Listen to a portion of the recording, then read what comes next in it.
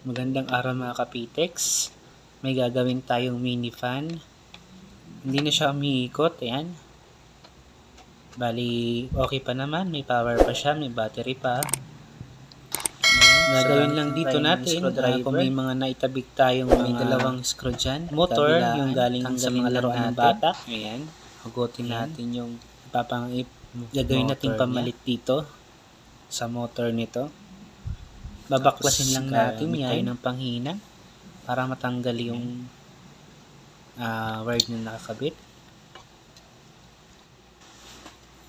Ingat lang tayo dito na hindi tayo mapasok.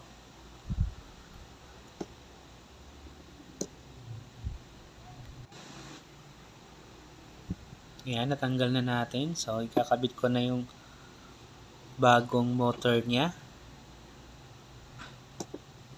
Linisan ko muna kasi may konting kalawang sa may terminal. Hinangin ko, tatanggalin ko. Lagyan ko ng bagong tingga.